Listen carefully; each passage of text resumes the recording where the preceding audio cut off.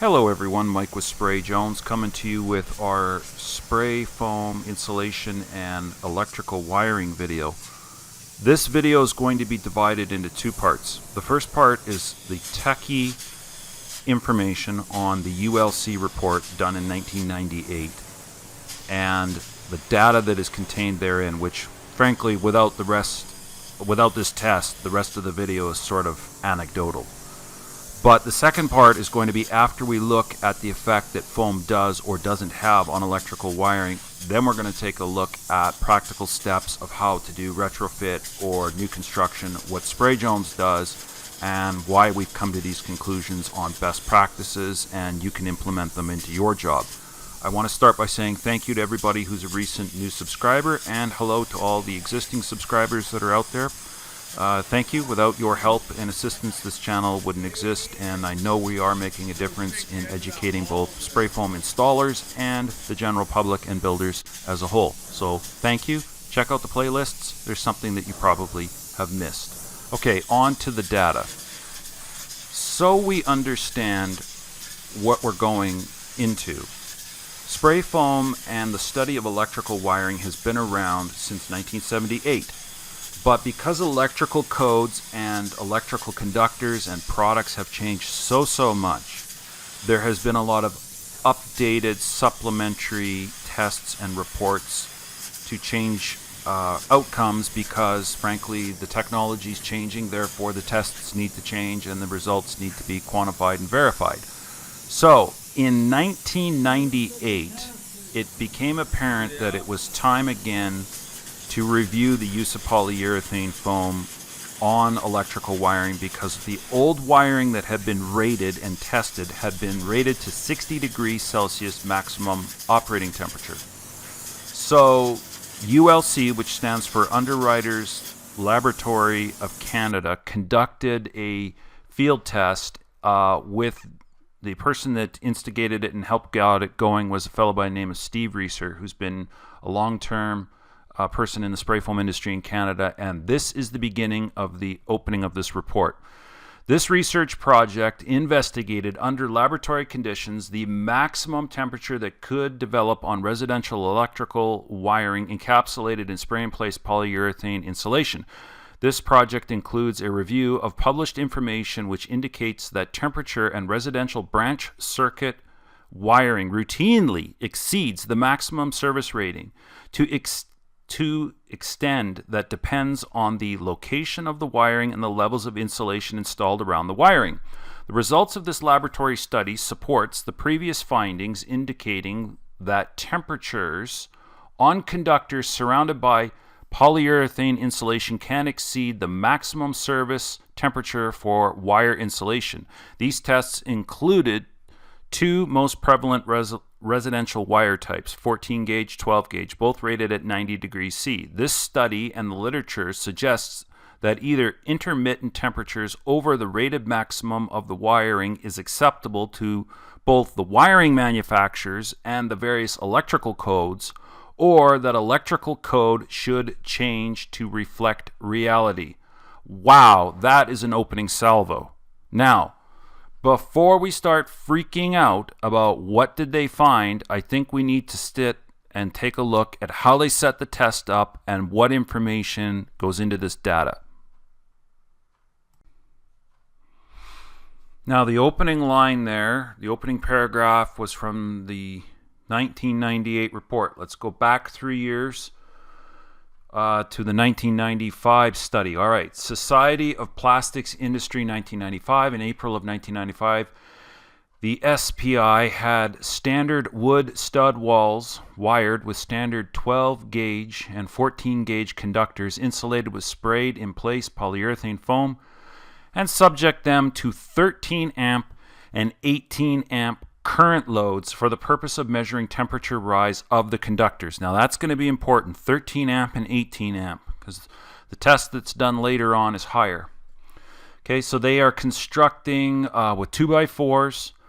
A 48-inch wood frame cavity was constructed using 2x4 wood studs, placed 16 on center, and then using half-inch gypsum board attached to one side and standard 12 and 14 gauge non-metallic sheathed copper wire, 90 degrees Celsius rated, was routed through the studs at heights of 16 inch and 32 inch.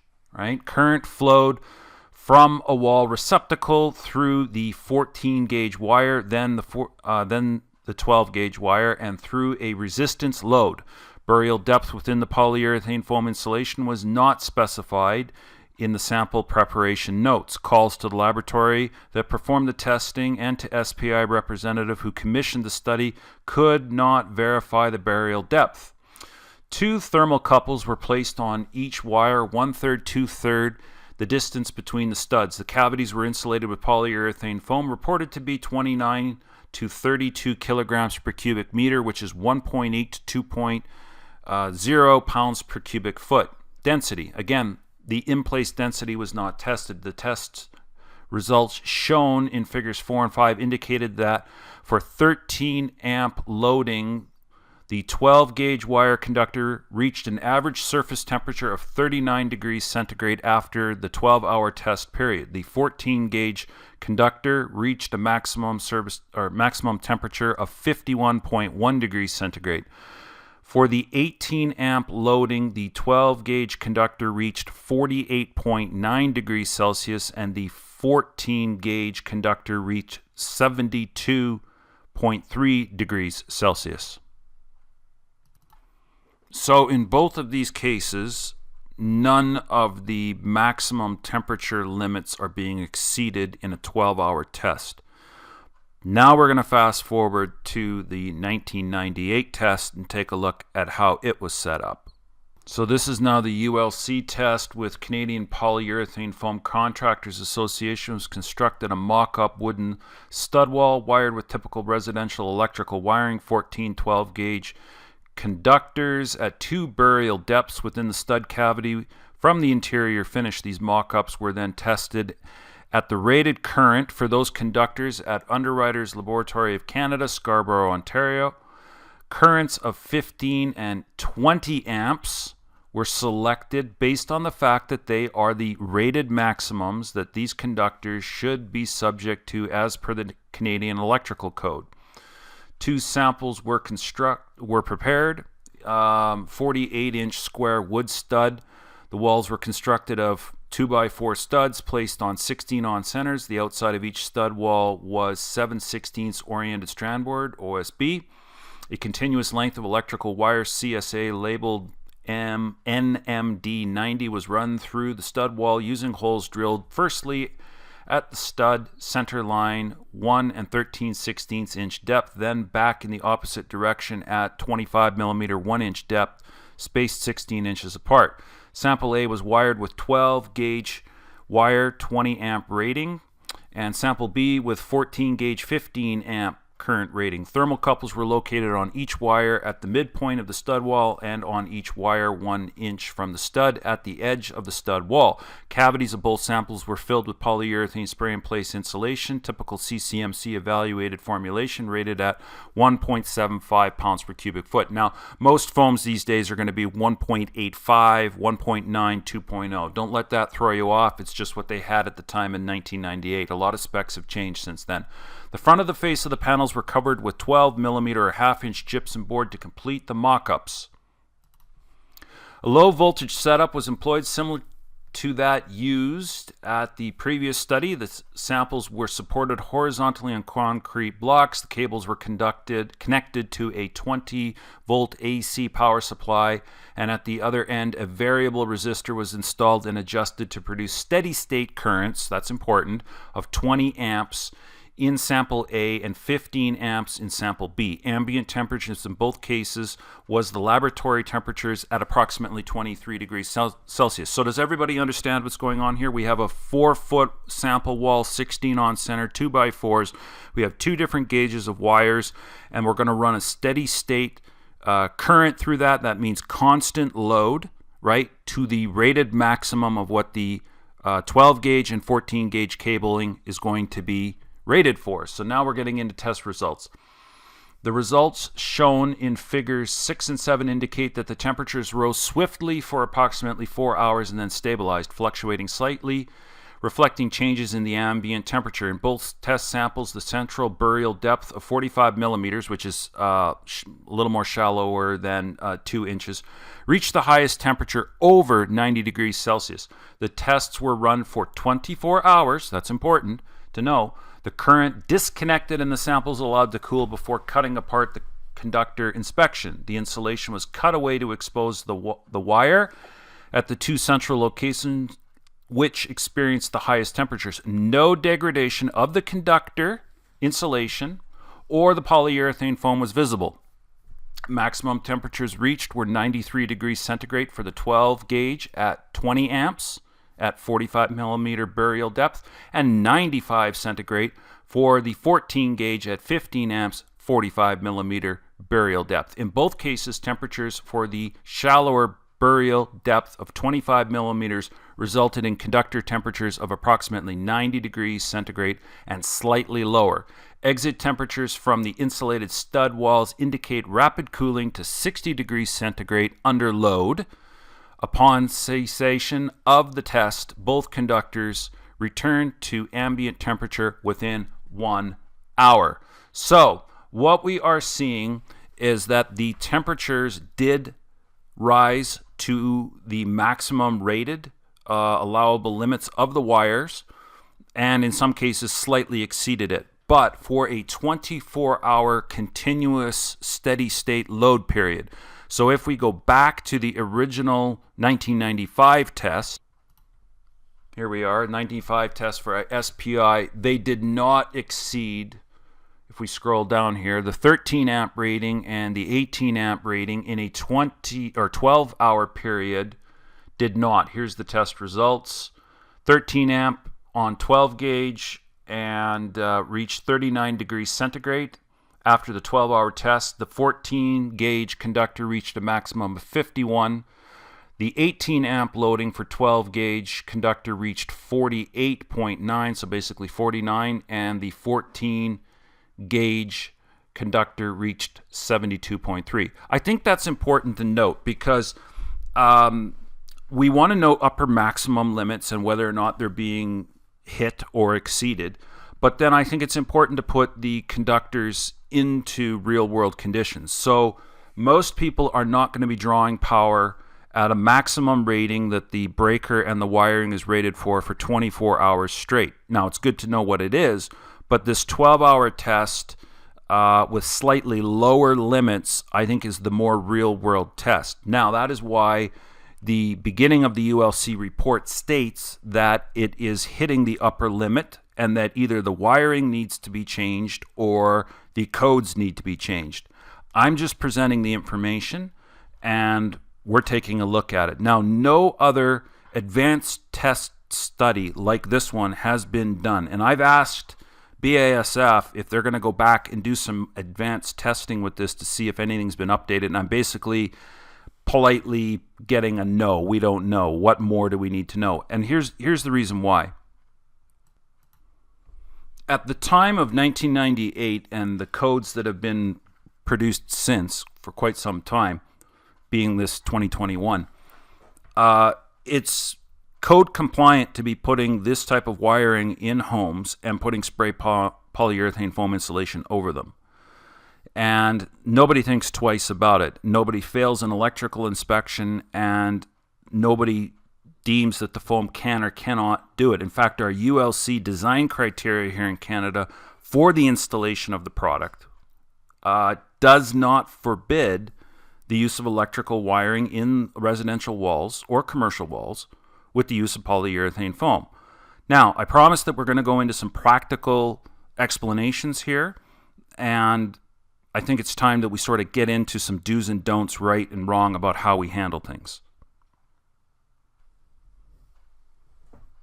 So now that we're moving on to the practical stages, let's go over what I learned from an electrician. I picked up the phone and called one of my friends, and what he said to me was this: 14 gauge in Canada can now do 25 amps maximum, and 12 gauge wiring in Canada can do a maximum of 30 amps. However, what my electrician friend said was that, remember, These are only on a 20 amp breaker if it's 12 gauge and a 15 amp breaker if it's 14 gauge. So he said, I go old school when I'm wiring a house, and I go under what the maximum rated is. We don't load things up for maximum load. So he said, we're positioning everything to be about 5 amps under whatever the maximum rating is. He also said that the highest temp wire that they can buy is 125 degrees Celsius, and they use it specifically for electrical motors and high amp loading of those engines, those systems. And he says very rare, and they only use them in farm and ag or industrial situations, so it's not practical. In real world scenarios, you're not going to be hitting the upper limits of these wires. And he concurred. I read to him the results that I've read to all of you, and he said, yeah, the 13 amp and the 18 amp loadings are going to be the more realistic loads, and also the service time. He's like, nobody's running pure load steady state for 24 hours. It's just not going to happen. So in a real world situation, I think that's why the codes have not changed. The specs on the wiring certain hasn't changed. The tablets and charts that the electricians are using haven't changed. So hence why we have not seen any additional testing in the field. I think the testing has been obviously done, and it's safe to do so. Now let's talk about how we wire things up and some practical steps. I want to see rough-ins done on the outside walls. So I want the boxes on, I want the wire pulled, and I want for sure the boxes that are going to the outside of the wall, feeding any electrical outlet to the outside. Those have all got to be roughed in. Now, in rare situations where it's going to be impractical to get the electrician out for quite some time, we've been known to come in and put 1.5 inches on, leave the structure. This is in a 2x6 wall, not a 2x4. Just put a first pass on, as we call it, and then allow the electricians to get in, pull wire, run boxes, run plugs. They hack up the foam a tiny little bit, but they're working inside of a warm structure as far as the walls are concerned. And then we come back, second trip, bring up the foam to full value, and then do the caulking and the air seal package. Now, I suggest that all alarms and fancy wiring for whizzy items be put in post spray foam. It's just a no-brainer. If you're going to be changing your mind and adding things and roughing things or changing things and having to move things around, of course you're going to want to put that in ahead of the spray foam. Now, when it comes to the electrical panel, you've got to get your spray foam or some type of insulation behind the electrical panel ahead of time. So in the case where a home is going to be fully sprayed, we'll get in there ahead of time and get the spray foam done on either the wall assembly, the wood wall assembly, or the foundation wall, and then they can run the framing and put the panel up. If you cannot get out to do your spray foam installation, I suggest having them mount a rigid 1, 2, or 3 inches of rigid styrofoam behind the paneling, caulk and seal it so it's airtight, adhere it with glue and fasteners, and then leave enough of it sticking out generously that you can tie into that with your spray foam, and then they have a controlled amount of insulation behind the panel. With electrical panels, generously oversize the panel and where all the leads are coming into it. We have a policy that the spray foam is not going to be within 1 foot of the panel, at least 6 inches, but I say a foot. That way they've got plenty of room to run new or existing or make changes and restrain the wiring as per code, and we're not going to be interfering with that. Only a moron would come out and spray the foam right up against the panel and onto the panel and lap around and interfere with all of that. So you want your panel rough-ins to be generous in size so that you have plenty of room to come in and out, and then bring the spray foam up to and terminate around those perimeters. When you're doing things where you do not need the insulation in, such as a vaulted ceiling, and you got pot lights, and you got speakers and all that going in, you got Cat 5, well then run all of that stuff post spray foam. I don't want to see a pot light. I don't want to see a speaker bracket. You can run the wiring to where that's going to go, bundle it up and mask it, but put your spray foam in and then install the speakers and the lights and all that sort of stuff. So if there's plenty of space to put things in post spray foam, that's the way it should be done. Conduiting and chase tubes. If you think you're going to be needing to add wiring later, run a chase tube, run a conduit pipe. Do not run conduiting pipe in the middle of bad insulation, because those tubes are going to be easy to fill up with water. So anytime that you're going to be running multimedia and Cat5 through a hollow core tube of some sort in the walls, upstairs, downstairs, on an outside wall, on a fireplace wall, feature wall, whatever you're doing, make sure that you're doing that with spray foam insulation behind it. Don't embed the chase tubes inside a bat wall.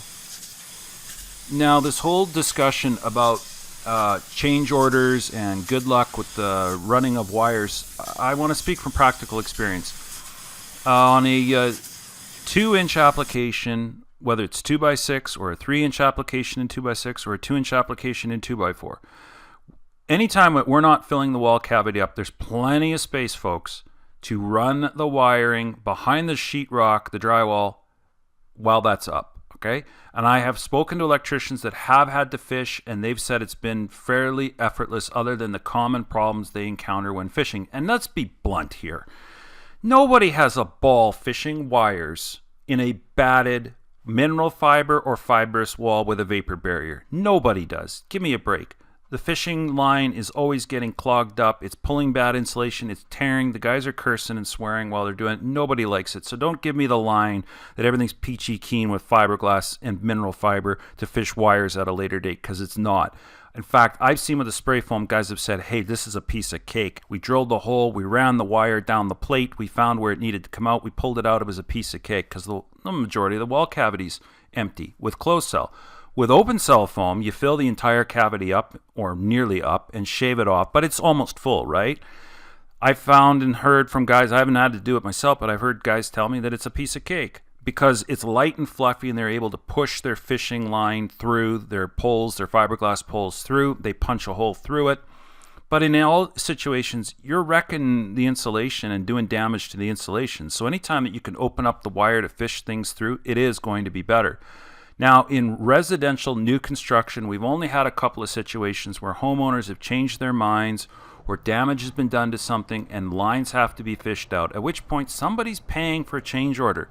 So whether the wire is no good and they got to pay for it and they got to pay for new wire, or whether they strip the foam off the wire and can reuse it, that's up to them. It's no big deal. I've only had a couple of instances where windows have been added, plugs had to be moved, things were changed around, and they cut out the foam, had us come back in, touch a few things up, ran the plugs to a new location. In some situations, they reused the wire. In other situations, they ran all new wire. We've had guys add outside plugs after the spray foam's been installed. Again, drywall off, cut through the foam, put in their blocking, put in the wiring, put in the plug, and then had us come back and touch it up. I've had guys really chew up the foam and chip at the foam to add a whole bunch of stuff after the fact. They've touched it up with can foam. It's really not been a big deal. Or if they really want to go the extra mile, they get you back for half a day or part of a day's work, and you do it with the spray foam gun, and you charge them accordingly. So I just don't see change orders being this huge problem that's going to be a nightmare. I find that that's based on largely on ignorance, and my experience has been on real world. And believe me, I work for a lot of ultra high-end home builders that don't mess around. If something was horrible, they would avoid it. Now in basements, yeah, the spray foam is generally not going to come anywhere near the framing or the full depth of the framing, and you're going to have plenty of room to run wiring. But I generally make a rule to tell people, look, go ahead and run your wiring ahead of time. And then if you got to make a few minor changes, you can. You'll have the space to do it. But make your decisions ahead of time, rough things in, and then you're good to go. Very rarely do we ever get into situations where the spray foam is brought to the full value and then all wiring is brought in post spray foam installation. It's only been done a handful of times for containers and trailers and large capacity items. Even in commercial, they're running things mostly through copper conduit, or it's not copper, but conduit pipe. Because that's what the code mandates that they need to do, and that's just a really good way to go. And a lot of times the spray foam and the depth of framing, 2x8 or whatever they're using, 8-inch deep steel studs, the spray foam's coming in nowhere even near touching the conduit anyhow. So it's really not a huge big deal. So I think there's a lot of really good information here. I don't believe that the spray foam causes adverse effects under normal conditions with normal gauge wire, normal breaker limits, and normal amp loading on a normal steady state usage load cycle. I don't believe the evidence is there to support it. The evidence does support that in extreme strenuous conditions, the upper limits are going to be hit or even slightly exceeded. And on ancient wiring that goes back to the 1970s, you might want to start rethinking about pulling that and upgrading it to new, just because the upper limits of the new wiring is higher and the older ones were only rated to 60 degrees Celsius. Hence, don't use your spray foam with ancient old wiring from the 60s or 70s. Pretty practical. Tell me what you think. Click on the like and the subscribe and the share. I'd love to hear about it in the comments, and we'll catch you on the next one. Thanks for tuning in.